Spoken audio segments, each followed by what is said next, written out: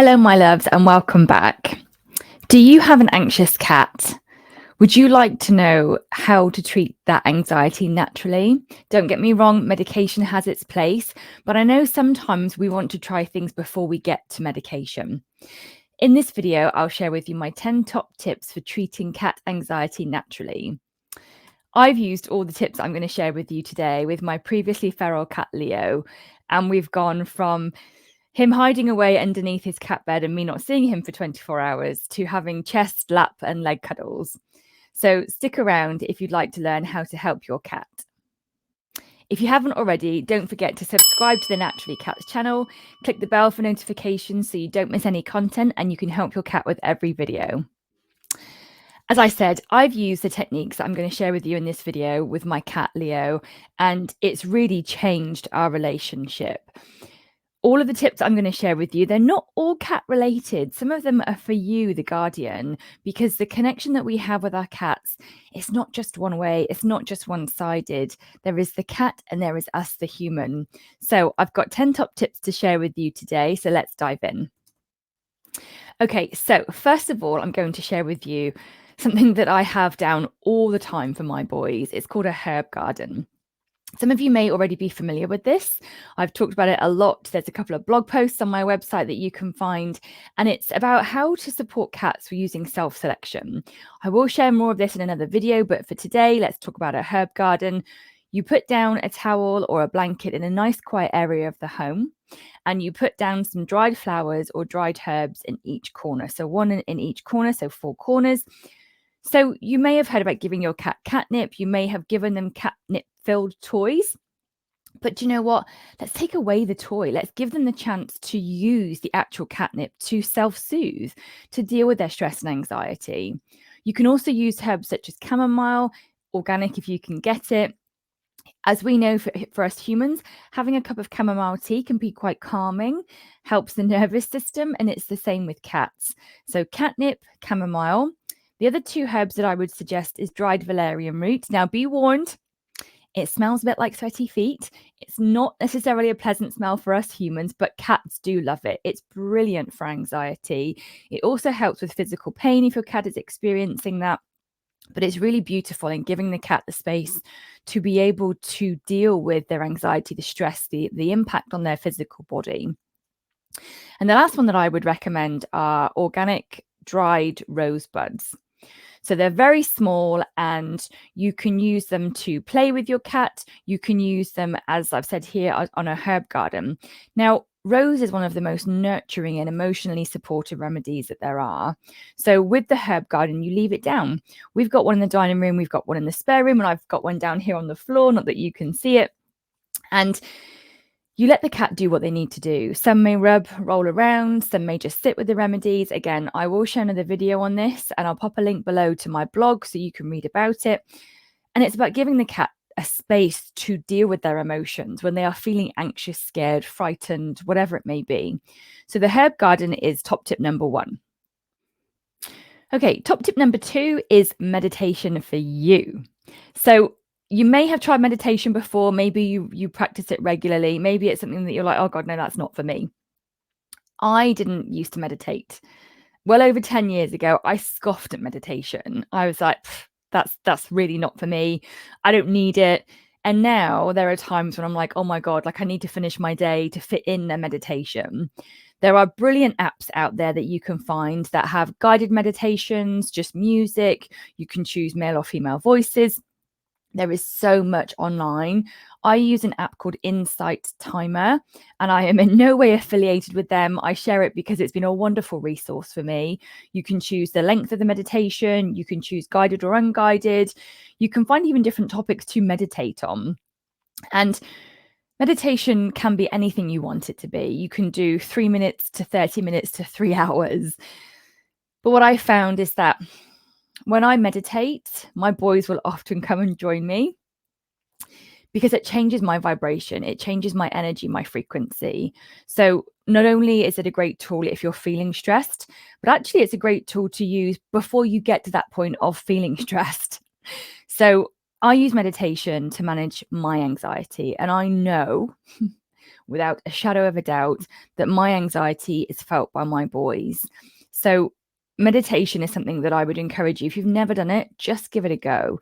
Yes, you may find your head is super crazy and busy to start with, but I promise you, it will change over time. The mind is like a puppy. It's a muscle. You need to train it. You need to work with it. You need to continuously support it to kind of build that muscle memory. So when I first started meditating, I tried 5 minutes and it was hell. I'll be honest. It was really difficult. I couldn't stop thinking about like a million and one things I had to do. Whereas now I can meditate for 45 minutes to an hour. And I really, at times wish I had time to do more. So meditation is a really beautiful opportunity for you to create some time and space for yourself. And you'll probably find your cats will come and join you. So again, a beautiful way to build that bond with them. Okay, the next top tip is grooming. Now, not every cat will be up for brushes. Not every cat will tolerate it, like it, enjoy it, even perhaps let you anywhere near them with a brush. But grooming is a beautiful bonding exercise between you and your cat. It is also calming on your nervous system and theirs. And yes, you may need to do a bit of work to support your cat with accepting this behavior or this interaction with you. When I first got Leo, I could not go anywhere near him with a brush. Like, you got to be joking. Like I said, he was feral for the first 18 months of his life. So it took us a while to build up a lot of trust. And what we did with the brush is I would leave it on the floor. I wouldn't even go anywhere near him with the brush. I would just leave it on the floor. And anytime he went to sniff it, or if he walked past it, stopped to sniff it, I would give him verbal praise. Good job, buddy. Well done.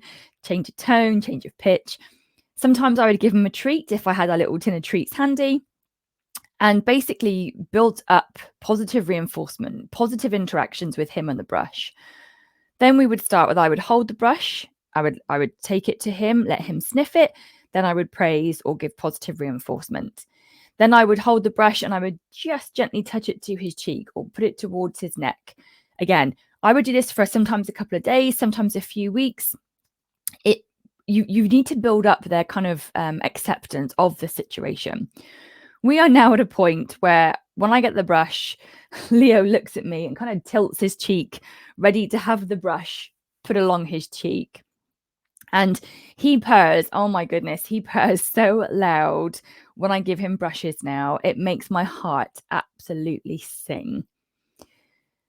So brushing with your cat is a beautiful exercise to do between the two of you. When I do it with baby Max, I can actually put him to sleep with the brushing. I gently do it between his third eye and his crown chakra, just over the top of his head. And he will start to purr, and then all of a sudden his eyes close and his mouth drops open a little, and he's just gone. He's fast asleep. So notice where you are with your cat. Be aware of how much they will tolerate the brush. If it's a complete no-go, like I said, go back to basics. Just start off small. But also, don't use this as an opportunity to think, I must brush my cat. Use it as an opportunity to explore your relationship. Understand where they are. Look at how you can support them. Have fun getting to know each other with regards to brushing. Okay, the next top tip is play. Now, this may seem like a very generic kind of cat thing to do, yet when it comes to play, different cats like to play in different ways. And if you've got an anxious cat, it can be really helpful to engage in play behavior. Now, you may have cats that are completely underneath the bed and not coming out for love nor money. So how are you going to play with them? Well, you show them that you're going to play. You're the other side of the bed, you're playing with a little fish, flicking it across the floor, you've got a wand toy, and you just talk. And you just do as if you're playing with them. You do it around them. Again, an anxious cat is about potentially building trust, about giving them positive experiences for them to reduce that anxiety. When we're anxious about something as humans, how do we kind of get over that? How do we deal with that? We take small steps towards what we're anxious about. We find ways to desensitize ourselves, to build up our strength in that space rather than have that anxiety. It's exactly the same with cats. So again, depending on how anxious your cat is, Play can be something that you may do once a week, once a day. It may be an activity that you kind of do by yourself for a while and they just watch. The more consistent you are, the more chance your cat will then get involved. So find different ways to play, from wand toys to, like I said, flicking a little fish across the floor, but keep it consistent. Cats thrive on routine, and the more anxious your cat is, the more routine and consistency you can show them, the more chance they're going to show up and engage with you. Okay, the next top tip may sound a bit crazy, but go with me here. Reading to your cat. So this is basically where you get a book and you read aloud. When you're reading, you're really focused on the content and the copy. So you're not worried about looking at where is your cat, what are they doing, what's going on, and that kind of frantic, anxious energy. You're focused on reading. And you might kind of take a look left or right to see where the cat is, but your body, your energy, your being is present and calm.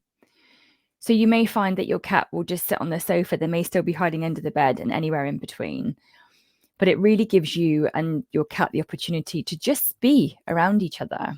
Whether you've had your cat for 6 months or 6 years, it doesn't matter. Reading aloud is a really beautiful way to show your cat, like, I'm here. And what you may find is that your cat will start to come and sit closer and closer and closer to you the more that you do this. When I've worked with Leo using this technique, it's really surprising how much it shifted things. So I used it quite early on when he came to be with me.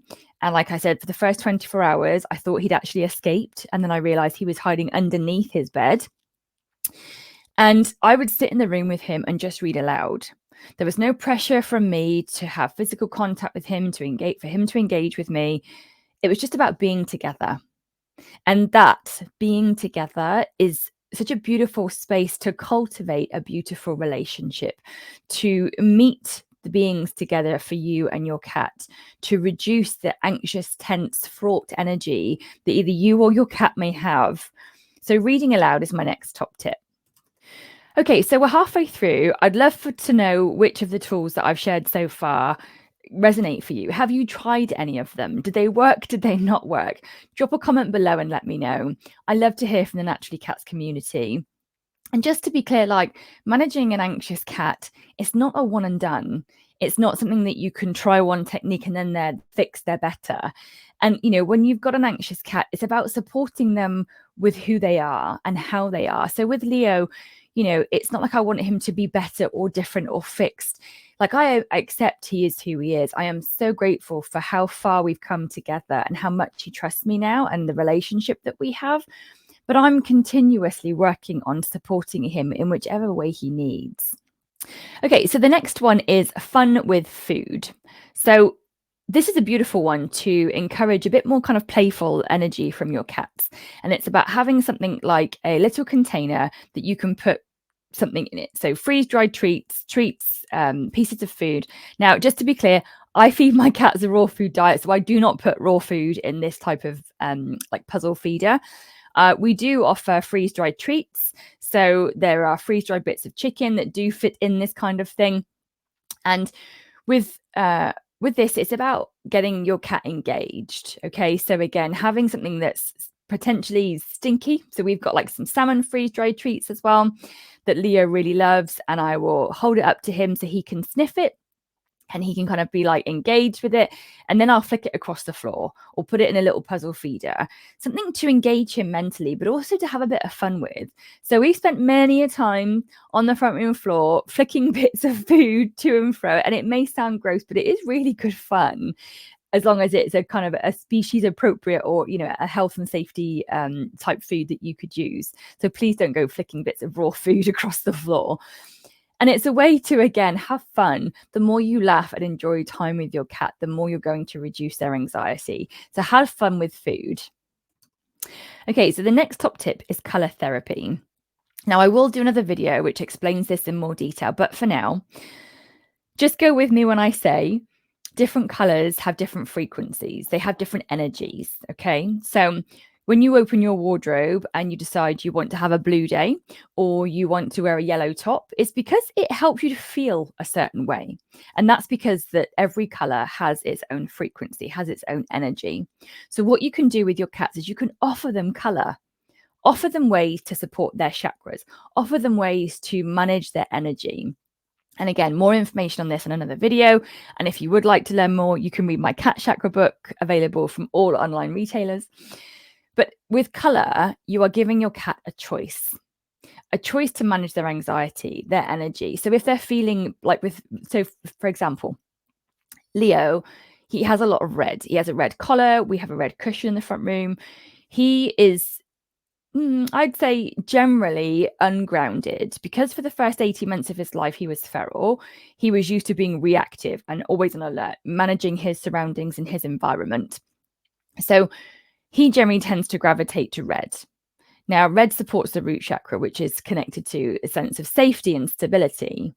So when you've got an anxious cat, using color and offering them color can be helpful. Now, you can go into your wardrobe, have a look at different t-shirts, colors, fabrics, tops, blankets, scarves, anything that you've got to put down and offer to your cat. You can even use pieces of colored paper. I have bits of fabric because I've gone a bit extreme and I wanted to have them in the home. But I did start off with t-shirts and then pieces of paper. What I would recommend is if you get one of the each of the 7 colors of the main chakras and put them in different places.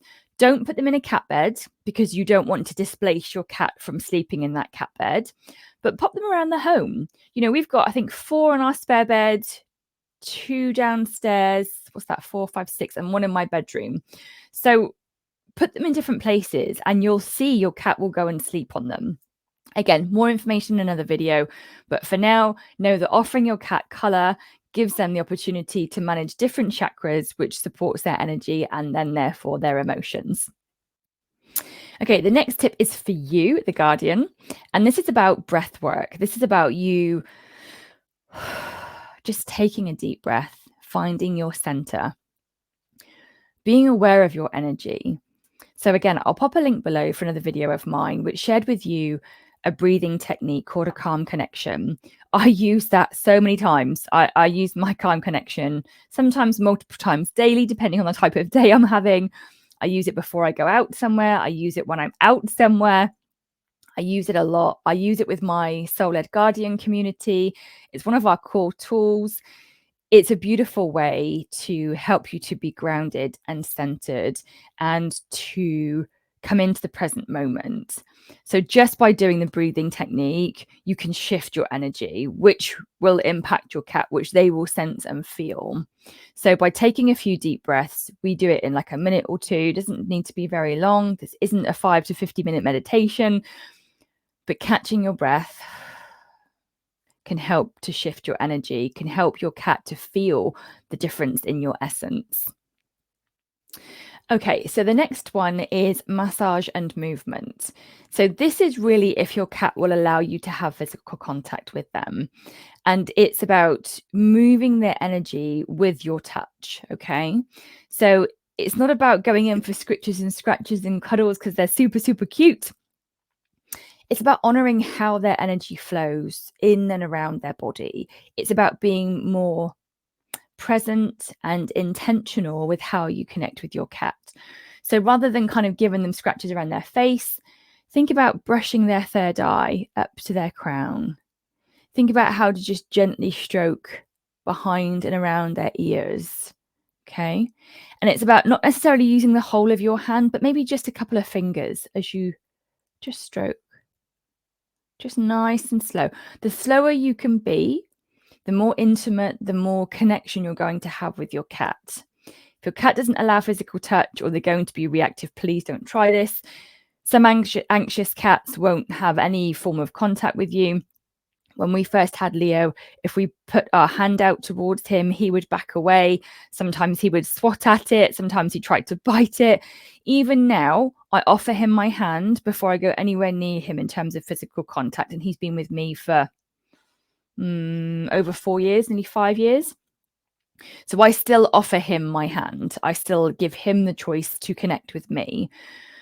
But when he does allow that, he does allow me to to manage my connection with him. So by that, I mean, it's not about me having strokes from him. It's not about me getting comfort and cuddles from him. It's about me feeling grateful and appreciative that I can have contact with him, which again shifts the energy of that connection and interaction. So if you've got an anxious cat and they will let you touch them, think about how you stroke them, how you interact with them, and slow it down. So slow down your movements, slow down your energy, slow down your words, slow it all down. Because when you slow it down, you bring your energy down. And if you've got an anxious cat, they're heightened. Okay. When you're anxious, we're heightened. So slow it down and see how your cat reacts to that. Okay. My last top tip is essential oils. Now, before you freak out, I know there may be some people out there that say you can't use essential oils with cats. You absolutely can. I've been using it for years. It's about how you use them with cats. Now, again, I will do more on this in another video, but for now, if you use essential oils with cats using self-selection principles, you can't go wrong. Self-selection means you give the cat a choice in how they interact with the oils. So it's not using an oil burner, a reed diffuser, a wax melt thingy bobby. It's about putting one single drop of an essential oil onto a piece of fabric and putting that piece of fabric on the floor. That's all it is. You don't put it in their food. You don't put it in their water. You definitely don't put it on their body. You don't put it on a toy. You don't put it in their bed. You put one drop of essential oil onto a single piece of fabric and you put that piece of fabric on the floor. Your cat will either walk past it, not be bothered. They may stop to sniff. They may stop and sit by it. They may rub and roll around on the piece of fabric. Whatever it is they need to do, if you give them the choice to interact with it however they need to, they will show you what they need to do. Now, essential oils are highly concentrated, which is why you only need one drop. If you're not comfortable using them with your cat, go back right to tip number 1, which is using dried herbs. So what I've shared with you here is that dried herbs are very subtle in terms of energy and their potency, okay? Versus the other end of the spectrum, which is essential oils, which are highly concentrated, very potent, and very powerful. So if you're not comfortable using essential oils, go back and use the herbs. And with essential oils, it's about offering your cat the choice as to how they interact with them. Again, I would offer rose, valerian. I'd also say violet leaf is a very good one to use because it supports anxiety in the heart space. And then again, chamomile. So I'm not going to give you too many recommendations here because, again, essential oils is a whole other topic.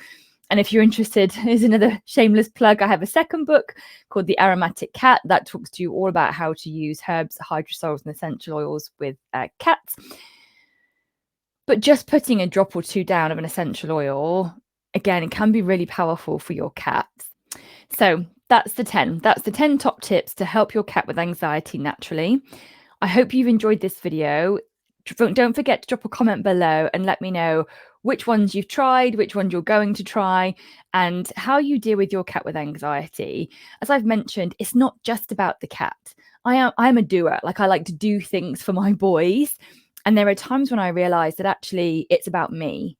So when I mentioned in here the couple of tools for you, the breath work, the calm connection, the meditation, those are things that I talk about in my Become a Soul-Led Cat Guardian program, because I've realized over the last 10 or so years of working with my own cats and with clients that it's never just about helping the cat. It's about helping us too. So if you're ready to take that next step on your healing journey, to work on yourself, to support your cat and to deepen your connection with them, come and join me in the Become a Soul-Led Cat Guardian program. I'll pop a link below and book a call if you're interested to find out more. I can't wait to connect with you. It's a private community and it's an application only program. It's for empaths and highly sensitive cat guardians that are dealing with anxiety. So pretty much like me. So I'd love to see you there. I look forward to connecting with you and I will see you in the next video.